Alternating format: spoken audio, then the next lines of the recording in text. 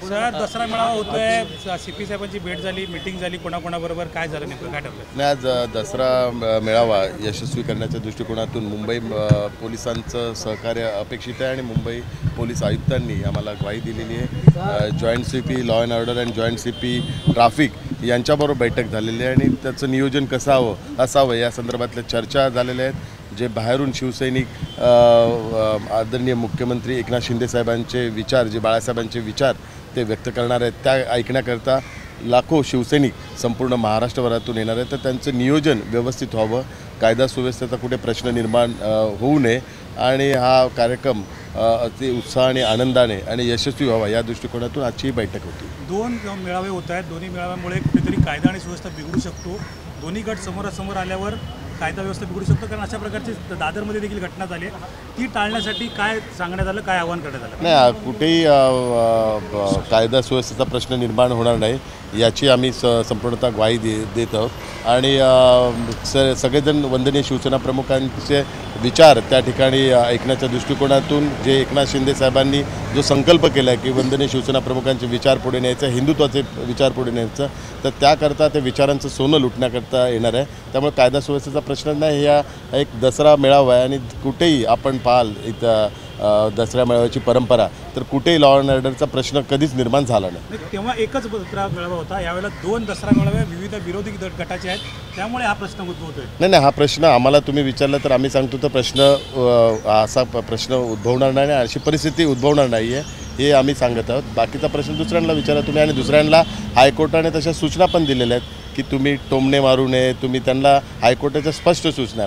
आमचं शिवाजी पार्कवर हीच भूमिका होती की शिवाजी पार्कवर खऱ्या अर्थाने शिवसेना प्रमुखांचं विचारांचं सोनं त्या ठिकाणी लुटलं गेलं पाहिजे, म्हणून आम्ही त्या ठिकाणी हक्क बजावत होतो आणि विरोध करत होतो। आणि मी माननीय उच्च न्यायालयाचं आभार मानतो की माननीय उच्च न्यायालयानेच ती आमची भूमिका मान्य केलेली आणि माननीय उच्च न्यायालयाने त्यांच्या आदेशात सांगितले आहे की कुठलेही टोमणे मारू नये, तुम्ही कुठलेही भडकाऊ भाषणं करू नये, तुम्हाला जो दसरा मेळावा आहे त्या दृष्टिकोनातून जर खरं भाषण करायचं असेल तर तेच भाषण करावं आणि त्या सूचना देऊनच माननीय उच्च न्यायालयाने परवानगी दिलेली आहे। त्यामुळे आम्ही जी भूमिका मांडली होती तीच भूमिका माननीय उच्च न्यायालयाने मान्य केलेली आणि तशा सूचना त्या ठिकाणी दिलेल्या आहेत। जर त्याच्या सूचना त्यांनी मान्य केल्या नाही आणि तशी सूचनांची अंमलबजावणी केली नाही तर तो माननीय उच्च न्यायालयाचा अपमान असेल। तुमचा तो इव्हेंट आहे आणि त्यांचा तो दसरा मेळावा असं त्यांचं म्हणणं आहे। नाही, हा खऱ्या अर्थाने बाळासाहेबांच्या विचारांचा अपमान आहे आणि हे जे कोण बोलत आहेत ते वंदनीय शिवसेना प्रमुख बाळासाहेब ठाकरे यांचा अपमान करत आहेत। बाळासाहेबांना हुबेहूब कॉपी करून कुठेतरी तुम्ही दसरा मेळावा हायजेक करण्याचा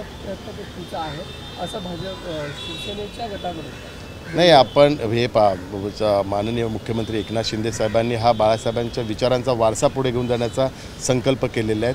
त्यामुळे कोणी काही बोललं तरी हा विचारांचा वारसा आहे आणि तो विचारांचा वारसा आम्ही पुढे घेऊन जात आहोत आणि त्याला जनतेचा उत्स्फूर्त प्रतिसाद मिळत आहेत। आणि आपण दसरा मेळाव्याला बघाल तर कोण खऱ्या अर्थाने विचारांचा वारसा पुढे घेऊन जातात ही आता जनताच तुम्हाला सिद्ध करून दाखवेल। सर, यामध्ये एक प्रामुख्याने विचारायचं झालं तर जो टीजर आपल्याकडनं रिलीज करण्यात आला होता त्यावर शिवसेनेकडनं टीका केली जात आहे।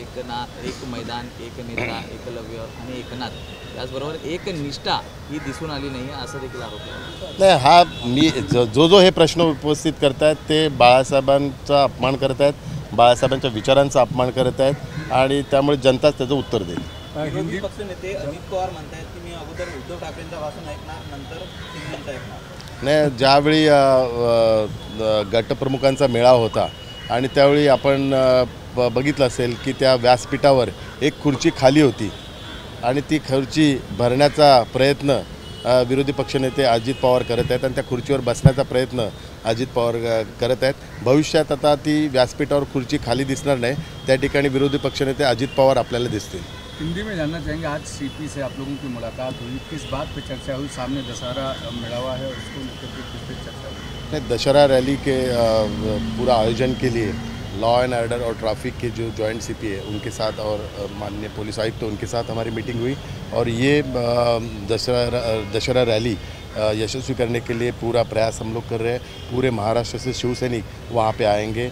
वंदनीय शिवसेना प्रमुख जी के विचारों का जो आगे लेने का संकल्प महाराष्ट्र राज्य के मुख्यमंत्री आदरणीय एकनाथ शिंदे साहब ने लिया है, वो संकल्प पूरा करने के लिए पूरे शिवसैनिक वहाँ पे उपस्थित रहेंगे। और मुझे पूरा विश्वास है महाराष्ट्र के शिवसैनिक, महाराष्ट्र की पूरी जनता वो उत्सुक है कि इस दसरा रैली में आदरणीय मुख्यमंत्री एकनाथ शिंदे साहब क्या विचार प्रकट करेंगे और एक महाराष्ट्र के पॉलिटिक्स के लिए, देश की पॉलिटिक्स के लिए एक नई दिशा, एक हिंदुत्व की दिशा और बाला साहब की ठाकरे जी की विचारों की दिशा यो दसरा रैली में देखते हैं। आपकी रैली में बीजेपी के कार्यकर्ता जुटेंगे, इस तरीके का आरोप जो है वो शिवसेना के उद्धव गुट की तरफ से लगाया जा रहा है कि बीजेपी की भीड़ जुटाई जा रही है ताकि ये बताया जा सके कि भीड़ ज़्यादा है। नहीं, ये भीड़ वो ही एनसीपी के भीड़ लेके ही आज जितने भी उनके प्रोग्राम है वो एनसीपी की भीड़ लेके ही कर रहे हैं। जैसे आपने देखा कि ज़्यादा से ज़्यादा एनसीपी के सीनियर लीडर ही इस रैली के बारे में, दशहरा रैली के बारे में बात कर रहे हैं। और जैसे मैंने अभी बताया कि जब भी वो गठ प्रमुख का उनकी जब भी मीटिंग थी तभी भी उन्होंने स्टेज पे संजय राउत साहब की सीट खाली रखी थी। तो अभी एनसीपी के सभी सीनियर लीडर हैं, उनमें अभी कंपटीशन है कि वो सीट पे कौन बैठना चाहिए। तो माननीय विरोधी पक्ष नेता अजित पवार साहब हो, सुप्रिया सुले जी है, इनमें अभी कंपटीशन है कि संजय राउत साहब की सीट लेने के लिए वो अभी कंपटीशन है। भविष्य में संजय राउत साहब की सीट अभी आपको खाली नहीं दिखेंगी, उसमें एनसीपी का विरोधी पक्ष नेता हो, एनसीपी का कोई तो सीनियर लीडर आपको दिखाई देगा। आपका टीज़र लॉन्च हुआ, उसके एवज में उन लोगों ने भी अपना टीज़र लॉन्च किया है रैली को लेकर। आपने एक निष्ठा नहीं शब्द इस्तेमाल किया, उन्होंने कहा कि आपने एक निष्ठा नहीं रखी विचारों के साथ, बाला साहब के साथ। तो आप लगातार कह रहे हैं आप लोग कि एक निष्ठा तो उधर से भी नहीं रखी थी विचारों के साथ, एनसीपी और कांग्रेस के साथ चले गए। इन दोनों को कैसे देख रहे हैं? नहीं, ये एक निष्ठा रखी, इसके लिए तो आज पूरे लोग हमें सपोर्ट कर रहे हैं, इतने शिवसैनिक हमारे साथ जुड़े हुए हैं। आप देखेंगे एमएलए हो, खासदार, मेंबर ऑफ पार्लियामेंट हो, सभी लोग प्रतिनिधि एकनाथ शिंदे साहब के नेतृत्व को स्वीकार है। उन्होंने जो संकल्प किया बाला साहब ठाकरे जी के विचारों को आगे लेने का, तो लोग भी अभी पसंद कर रहे हैं। और आने वाले दशहरे रैली को आपको दिखाई देगा कि लोग किसको पसंद करते हैं और कौन बाला साहब ठाकरे जी के विचारों को आगे लेके जाने वाला है, ये अभी लोग प्रूव करके दिखाएंगे। कितनी भीड़ आप एक्सपेक्ट कर रहे हैं उस रैली के दौरान कि प्रदेश भर से कितने लाख लोग आएंगे? नहीं, लाखों की भीड़ रहेगी। भीड़ तो आप जो जितने इसके पहले जितनी भी रैली हुई उसका रिकॉर्ड ब्रेक करने वाली पूरी रैली रही। एक सवाल और है, अशोक चौहान के कल एक बयान के बाद लगातार विवाद पूरे महाराष्ट्र की राजनीति में है कि शिंदे साहब पहले अशोक चौहान के साथ मिलकर सरकार बनाना चाहते थे, बाद में कुछ बात नहीं बनी। अब शिवसेना का उद्धव गुट कह रहा है कि एकनाथ शिंदे पहले से ही दोगलापंथी कर रहे थे पार्टी के भीतर और पार्टी तो नहीं देखा। मैंने आपको यही बताया कि अभी वो ग्रुप को बचाने के लिए एनसीपी और कांग्रेस के सीनियर लीडर अभी सामने आ रहे हैं। और अशोक चौहान जी का जो बयान है तो झूठ है, क्योंकि उन्होंने क्या कहा कि शिवसेना का एक शिष्टमंडल, एक ग्रुप उनको मिलने को आया, उसमें एकनाथ शिंदे साहब थे। लेकिन अगर शिवसेना का कोई ग्रुप या गुट अगर मिलने को जाता है तो वो पक्ष प्रमुख को बिना पूछ के जाता नहीं, पक्ष प्रमुख का आदेश मान के जाता है। तो उसी वक्त पक्ष प्रमुख ने जो आदेश दिया था उस आदेश के हिसाब से अशोक चौहान जी को मिलने को गए थे।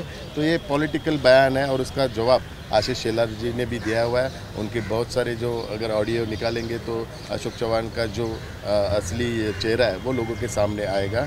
और आने वाले दिनों में मुंबई म्यूनसिपल कॉरपोरेशन का जब भी इलेक्शन हुआ था तभी भी उनका एक असली चेहरा लोगों के सामने आना चाहिए। ये भी हम अभी कल आपको बताने वाले अशोक चौहान की उस वक्त क्या भूमिका थी और किसने मुझे कहा था, तो ये हम कल आपके सामने रखेंगे। दुसरं तर असं की नाना पटोलेंनी नवीन वक्तव्य केलेलं आहे की ते म्हणतात की राहुल गांधी हे प्रभू श्रीरामाचा रूप आहेत आणि त्याचबरोबर म्हणतात की बहुजनांना भाजपमध्ये कुठे सन्मान नाही, की त्यांना त्रास दिला जातो। नाही, कालच मी एक ठाण्याचं आपलं हॉस्पिटल आहे त्या ठिकाणी एकाचा फॉर्म बघितला आणि त्या फॉर्मवर लिहिलं होतं नाना पटोलेला ॲडमिशन पाहिजे, त्यामुळे आता त्याची गरज आहे, लवकरच त्यांना तिथे ॲडमिशन मिळेल।